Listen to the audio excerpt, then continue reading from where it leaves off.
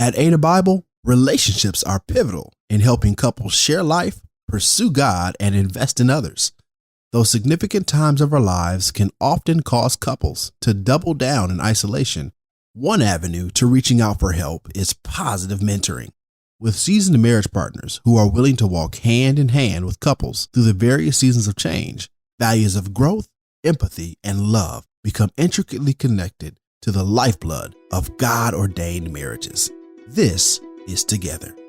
This is Together, an Ada Bible Church podcast about the world of marriage, where we attempt to invite you to explore the ways that marriage works and doesn't work. From practical ways of learning to biblical inspiration, we invite you to listen to other professionals and couples to help enrich your marriage.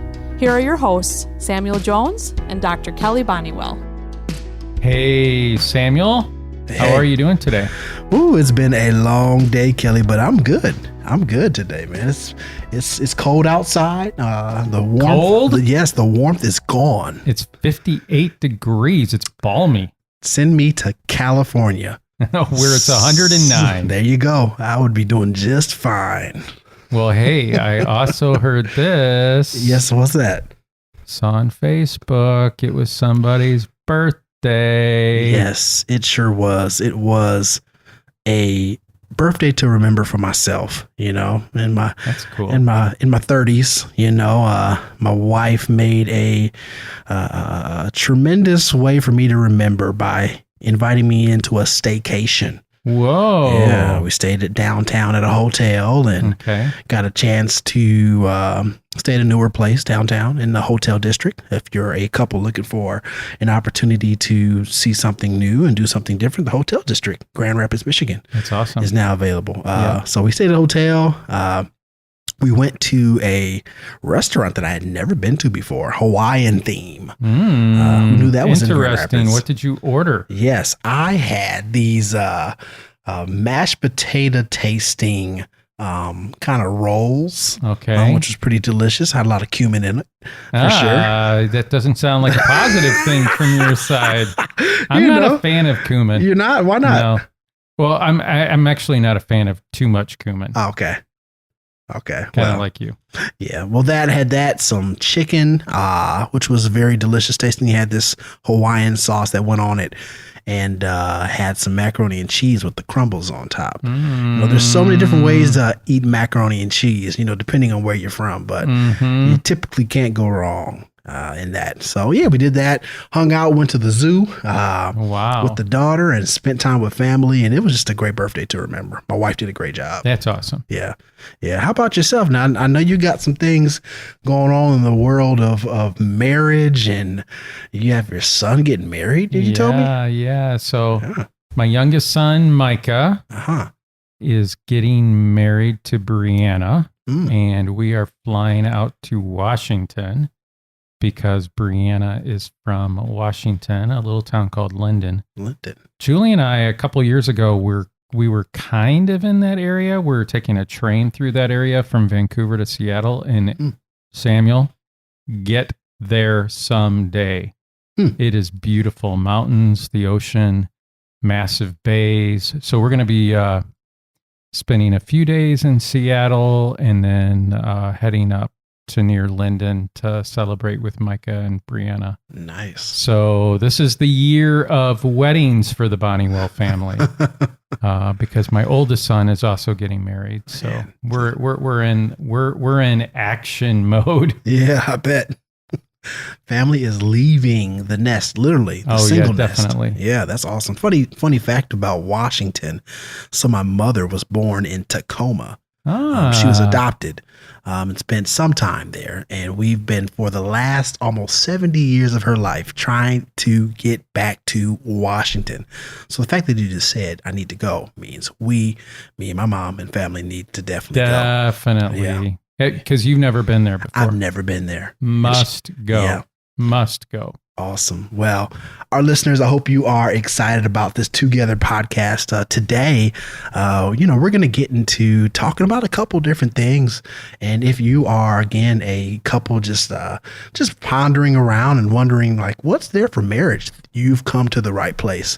Again, this is Dr. Kelly Bonnewell and Samuel Jones. And, I think about our marriages at Ada Bible right now. And right now we have 25 plus couples. I know, isn't that awesome? Yeah, who are mentoring and want to mentor so many young and older couples that are there. And in that, I think we're growing this ministry, Kelly. We're growing this to a place where we're so excited to have people who want to pour in with their countless years of experience and wisdom to let couples know, hey, we're here. We want to love on you. We want to give you advice, and they want to help other couples walk just like Jesus.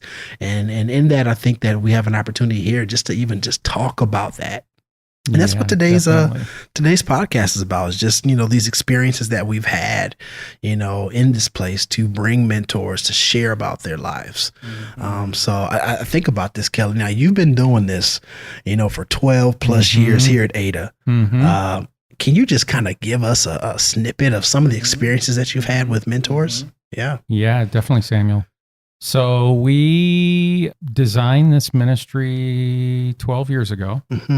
Just have had a lot of different great marriage mentor couples involved in the ministry. And there was a time in which I directly oversaw it, and then it passed on to other people. But one of my favorite stories is Stan and Jeanette. They were one of our very first marriage mentor couples. Jeanette at the time worked here at Ada, and we had just designed it. I reached out to her and said, hey, Jeanette, do you think Stan, your husband, and I'd never met Stan would be interested in doing this? And she's like, I'm not sure. Go talk to him. Stan was in marketing, owned a marketing firm here in Grand Rapids for many, many years, and had been involved in a lot of different church stuff over the years at Ada and elsewhere. Sure. So I drove downtown Grand Rapids, had a meeting with Stan, and was trying to think of all these different ways to kind of talk Stan into doing it. Because literally, I think they were the second couple who became marriage mentors at Ada. Wow. After hearing Stan's story, it was just very obvious. You don't need to talk this guy into it. He literally needs to jump in with 2 feet, because he just has a wealth of experience with him and Jeanette. I think at that point they had been married definitely 30 plus years. And that's what they did. And Stan and Jeanette, they have since moved out to Phoenix. Yeah, that's right. Sad eyes for me. I really miss Stan and Jeanette. Sad emoji. Yeah, sad emoji. Really miss Stan and Jeanette, because over the last 11 and a half years, I think they've worked with a lot of people. Wow. I mean, a lot of people. Yeah. And a lot of couples, even to the point, I remember one story with Stan. I had met with this young man, and it was very obvious he wanted out of his marriage ASAP. And I called Stan and just said, hey, Stan, I got a couple for you, but you're not saving this one, because I can become a little bit jaded about those types of things and working with people, because I've seen the dark side of stuff as well. But yeah. So Stan and Jeanette walked with this couple for, I think at the point in the story I'm going to share with you, at least about 2 years. Wow. One day the husband called Stan and said, hey, kind of thanks for mentoring me, but I'm going to go, I have a meeting at 2:00 today with an attorney. And Stan said, hey, just have lunch with me. Just have lunch with me, and let's talk about this. Didn't talk him out of seeing the attorney, but something happened in that conversation that within, I think it was about a week and a half, the husband had kind of a dramatic experience with one of his kids and kind of realized that if he divorced his wife, his whole life was going to dramatically change. Yeah, sure. And so he pulled back, and he didn't pursue a divorce with his wife. And to this day, they're still married and still trying to work on it, still trying to, love one another, and et cetera, et cetera. Yeah. You speak to a couple things there, and I think about just Stan's experience being a mentor. There's this aspect where everything that he shared was not just, hey, this is my typical advice, but it was experiential, it sounded like. Oh, absolutely. It sounded like he added value to this couple. In fact, in a pivotal moment where this couple could have made a decision to be like, hey, this is what's going to happen. He had to step in. And also you said something there that I think is really critical, and it's time. Right. It takes time. Sometimes in our short window of, hey, this is mentoring. I'm going to be here for a couple days, couple meetings, and then you're off on your own. 2 years. 2 years. 2 years. And it doesn't always work like that. Sure. That type of commitment. But also that was Stan and Jeanette. Yeah. And they were extremely dedicated to the couples that they were committed to. Yeah, I think, as a marriage mentor, and myself and my wife, her name is Tova, we necessarily haven't had always the greatest amount of people pour into our life. But when we did, people that have poured in our life, I can think of a person named Ken and Vanessa Trapp. They live in Philadelphia, Pennsylvania now. And they literally took moments on the phone, right, virtually, where they would sit down, listen to us talk about how life is going. But then those really key moments, because they knew we were trying to have kids, for almost 3-4 years, trying to have kids, and they had 2. They would pour into us and be like, hey, y'all, just keep going, keep trying, keep working on things in your marriage. In fact, you never know how good the grace of God is in moments where you could have had a child and kid, and yet you needed time to just work on yourselves. Like, I can remember those good and great types of advice and wisdom that were given us by people who were now states away. Yeah, that's cool. But yet they gave us time. And so there's so much importance in having really good people who want and desire to pour into you relationally with time, get to know you, and sometimes speak both grace and truth in those moments. That's what it sounds like Stan was doing as well. Yeah, Stan and Jeanette were definitely doing that. And Samuel, I love 2 things you just said there. Number one, you give time to somebody and really sacrifice that time to another person. The other thing, though, that they gave you, which I really love, is they intentionally moved into your life and said, how are you doing? Think about it this way. You're in the office and you pass somebody, and typically this is how the exchange goes. Hey, how you doing? And what do most people say? Good. Yep. Good. Okay. Okay. Right. How you doing? I'm doing good. I'm doing okay. But you're really not. You maybe aren't doing good or okay. Yeah. And that's the thing I love about mentoring at Ada and elsewhere. A lot of churches, organizations have this mentoring theme. And what mentoring is intentionally structuring a relationship in which whenever you meet, you're saying, hey, how you doing? And I'm not going to allow you to just say okay or good. Now, it could be, you could say, I'm doing great. Man, I had the most wonderful week. I got to tell you about all this stuff that happened with me and my wife, or me and my family, or just with me. And that's the beauty of mentorship, is it's structured. How you doing? Yeah, that's really good. I hear it in the way of where it says it's an exchange of life. Right? It's an exchange of life. And in fact, if you're an attender at Ada Bible Church, in fact, it's not much different than your small groups, where you're literally, you may or may not have a leader or co-leader, but you're exchanging life in those moments. And where marriage mentoring is very similar, but now you have someone where it's one-on-one or 2-on-2, and it's really close and intimate and interpersonal. And I think that is what makes marriage mentoring, especially, for my wife and I and others, I'm sure, a great moment where we get a chance to, what we do, exchange life. Absolutely. Yeah. I think in that too, Kelly, there's this piece where, when so many marriages are in places where they're going through these seasons of change, there are some things that really stick out to me. Like, for example, I think about those first 7 years for some couples. Some people have children in that time frame, but oftentimes they forget about how important, as I just mentioned, it is just to get to know your spouse, Mm-hmm. right? How important it is to just spend time intimately, really knowing how that person thinks, how they process through winter, fall, spring, summer. Oh, that's a great point. Right? That's a great point. How sometimes their personality interacts with others who are your friends and family. Like there's so much value there, and you're just literally getting to know your spouse's world, you know, and even they're getting to know your world.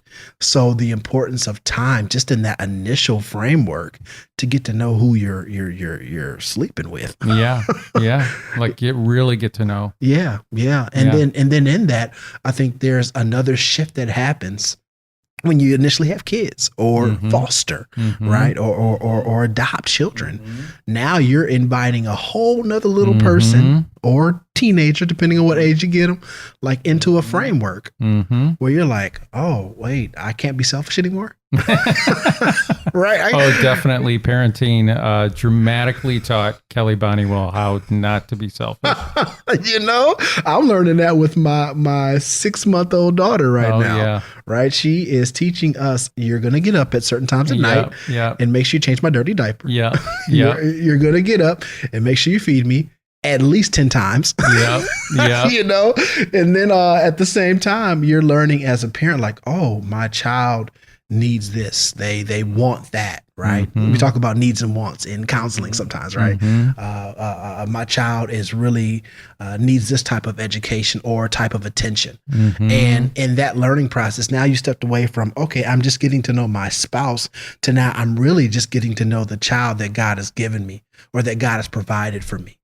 Absolutely. You know? And then I think about what that next shift and change that maybe you could even talk to, where your child is literally leaving the nest and for your 2 sons going to get married. Like, hallelujah.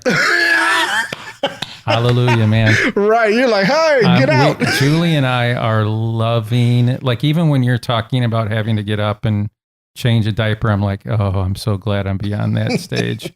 But no, empty nesting stage is, and I love how you're talking about stages, Samuel, because research shows that there are 2 points where divorce is prevalent. Year 7 and year 17. And that's where I think couples have to really sit down and evaluate their relationship and say, and again, being honest, not just saying, oh, I'm doing okay. Or we're doing okay. At year 7 and 17, and obviously other years as well, but just to sit down with your spouse and say, how we really doing? How we really doing? So good. Another story here, like my wife and I on our 3rd or 4th anniversary came up with this thing where we would literally evaluate our marriage every year. That's awesome. During our anniversary. That's great. So we had a time when we would literally have fun, enjoy, you know, and we often did this on cruises, you know. Rough life. Yeah. Right. Make sure you take your Dramamine or whatever those drugs are.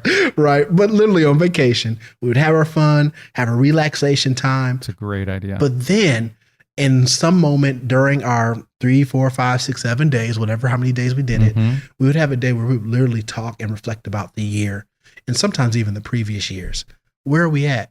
Where do we need to express time to say, I love you better and more? Like, what are we doing? What are we still going after the vision that we initially had? In the way that I love you now, is that the way that you need to be loved going into the next year, in the next season? So evaluation, Kelly, is so important because it prepares you for the next, as well as helps you reflect on what has happened in the past. I love that, Samuel. You're on your A game today, man. Listen, we're just talking. It's real life. We're just talking real and life. Rambling on, and we're coming up with some gems here today. This is good. Yeah, it is good. And so those, I think, are, like you just said, those 7 and 17 years are so important when you're thinking about like those shifts and impending changes in marriage. But I also think there's this piece, and I remember you talking about it, about this whole love bank analogy. Like, tell me more about that. Yeah. I think the love bank is like crucial for couples to learn and live out in their relationship. Designed by, I think the guy who came up with the concept was a guy named Dr. William Harley. And we'll put his book or books in the show notes. But the concept is like going to a bank. You put in deposits and you take out withdrawals. And every day we do that in a relationship. So the more deposits I put in with Julie, the more she's going to be receptive to me. And that's just how life works. I mean, this is what we teach kids in kindergarten with both of our boys. You know, a common phrase that we would share with them when they were little is, if you want a friend, you got to be a friend. Yeah. Right? Yeah. And so deposits come in many, many different ways. Saying a kind word, a nice loving glance, buying a gift. You know, we come up with a million of these. But what happens with a lot of couples is they are removing things from the account. So, for example, a snarky remark or a sarcastic remark, an unkind word, not keeping a commitment, et cetera, et cetera. And then therefore, if we do that consistently, what will happen is a negative cycle will begin to generate because your spouse will begin to be negative as well. If we lead with being positive, then there's a more likelihood that our spouse is going to be positive towards us. And here's a ratio. This is a ratio I really challenge couples to be at. And it's a lofty goal if you really think about it. It's 20-1 per day. 20 positive interactions with your spouse to 1 negative per day. That sounds super difficult. It is, but that is one way to think about it. That's the standard to have a healthy marriage. Now, one way to think about this, Samuel, you've done marriage counseling. I've done marriage counseling. Every couple, and every couple you've ever seen in marriage counseling were not doing the 20-1. If anything, they were doing 20-1 in the negative. In the opposite, yeah. Right? Direction, definitely. One of the things that I just tell couples to do is every day, make sure a handful of times you're being affectionate with your spouse. That's really good. Kiss on the forehead, holding his or her hand, a hug, whatever it is. And I'm amazed at how many couples don't do or just aren't affectionate. Yeah. And again, that's this affection. If a couple's not affection, that means they're probably not also using positive words towards their spouse. Yeah. Kelly, I think about, just a caveat, how many couples don't even know or are aware of their spouse's love language. They have no idea. They don't know that. Just because I don't like touch, my spouse loves touch, right? In many cases, we're thinking about the way that we give and receive love, right? Great point. As opposed to the way that our spouse gives and receives love. We're always thinking about our lens. Yeah. Tell me what, and I'll share what Julie and I's are. Yeah. Because you're hitting on something really important, Samuel, and that is our love language with our spouse is 99% of the time it's the opposite, or it's a different one. Yeah. Right? Yeah. So what is it for you and Tova? Yeah. Mine is literally touch. I'm a huge touch guy. My wife is words of affirmation. She appreciates words of affirmation and acts of service. And my gosh. That's Julie and I. There you go. I'm touch. She's acts of service. Yeah. So if I clean the toilet, if I vacuum, she's all smiles and giddy. And same with me, if she's proactively affectionate with me, same way. And I think that that's so valuable to have that, and when then it helps you communicate better. It helps you be like, okay, I know my wife is feeling low in the love bank. Let me go ahead and vacuum, clean, wash the dishes, wash the baby's water bottles, all the good stuff. And maybe, just maybe, later on at night, we might have a happier day and happier night. Yes, absolutely. So I think that's really good. If you, again, are enjoying listening to this, we want to encourage you to share on social media. Invite others to listen to this podcast, because myself and Kelly, we're giving trinkets, we're giving diamonds in the rough. And, we want couples to succeed. We want them to be enriched. We want them to be empowered listening to this. And also, marriage mentors, if you are listening to this for your first time and checking this out, tell your other friends and couples that, hey, we need to check this out, so that way we're having the skills and the tools for your toolbox, as we like to say as counselors, to add to your repertoire. So Kelly, we have been talking for a couple minutes about these things, about mentorship, about our experiences with Stan and Vanessa and Ken and Stan's wife. And we've also talked about, these aspects of, the seasons of change and the love bank. What would you want to leave as just some lasting words for our couples and marriage people who are listening to this? Yeah, I think, I guess in terms of the stories that we've shared today, Samuel, for those couples who aren't hunky-dory and moving in the right direction, don't give up.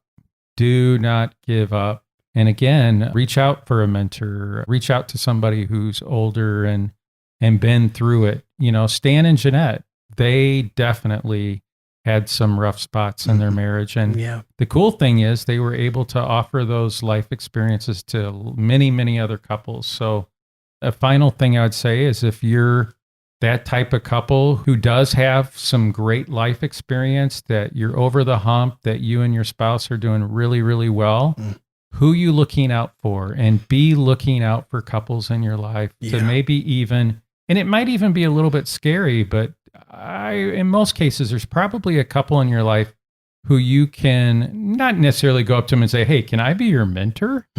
But that you would be intentional with and reach out to. Maybe it's a neighbor, maybe it's a friend, et cetera, et cetera. Yeah. So there you have it.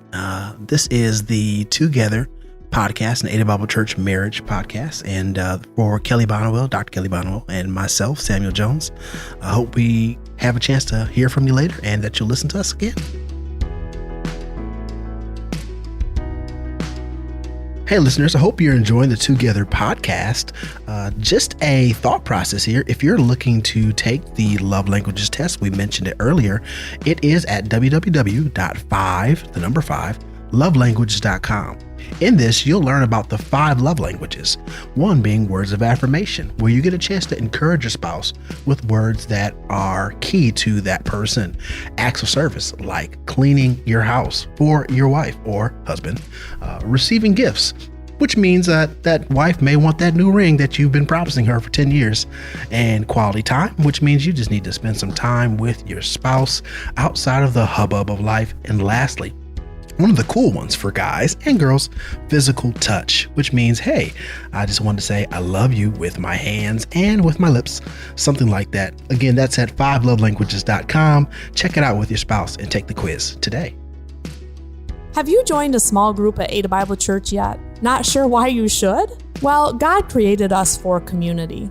Our healthiest seasons of life often are when we surround ourselves with meaningful relationships. That's why we do small groups. Small groups are circles of people who help us grow in our faith. You can join one or form one as we grow together to share life, pursue God, and invest in others. For more information, go online and check out our website, adabible.org/smallgroups, or go to the digital bulletin and select Next Steps. Join a group today. Thanks for listening to Together. We hope that you've learned a thing or two. If you find the podcast helpful, please subscribe, rate, and review us on Apple Podcasts. If you'd like more information on Ada Bible Church and its ministries, or someone to pray or dialogue with about your marriage, email us at care@adabible.org.